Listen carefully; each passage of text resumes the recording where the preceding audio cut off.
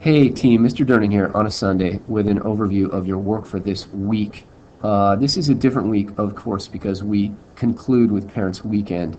So we do actually have three classes, right? We'll have class tomorrow, and you will each introduce the topic that you are going to focus on for your research essay by talking to the class about an article you found that is relevant to your research essay topic.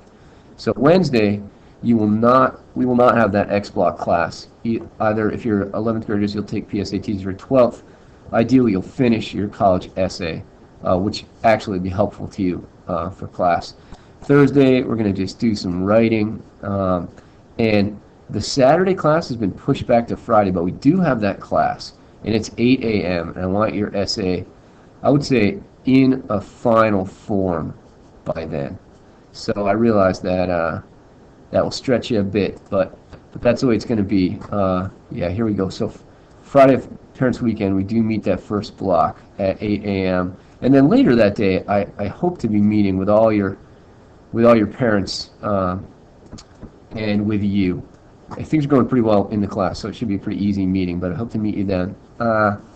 So on the topic of your researched essay, let me just dial up. What are you going to do? Oh, here's something that bums me out. So Tuesday, October 16th, this is going to be the best debate, and it's at 9 p.m. And I'm not sure what we're all scheduled to do, but I think we have an overlapping some sort of program. Anyway, that's a bit of a bummer. I don't think we can avoid that though. But to the positive, as you look for a topic to cover on your research essay, you're going to want to go places like the New York Times, right? This is just today's, what's up today. The Wall Street Journal is a slightly more conservative look at the news, but really a good source, one of the top sources in our country of information. If you want to go a little more international, I'd recommend BBC News, and you can go to a hometown newspaper. Just as a reminder, this really is the assignment to which you are responding on the researched essay. This is from the 2004 exam. Contemporary life is marked by controversy. Choose a controversial, local, national, or global issue with which you're familiar, using appropriate evidence. Write an essay that carefully considers the opposing positions, right? So you want to make sure you account for the side that you're not arguing on, as well as your own side. Then proposes a solution or compromise. So that's your task. Instead of doing it in 40 minutes, you're going to do it in a week. I expect your essay to look like a well-researched MLA-based essay, which is to say, it should look something like this. This is from the Purdue University website, and we'll use that as a guide.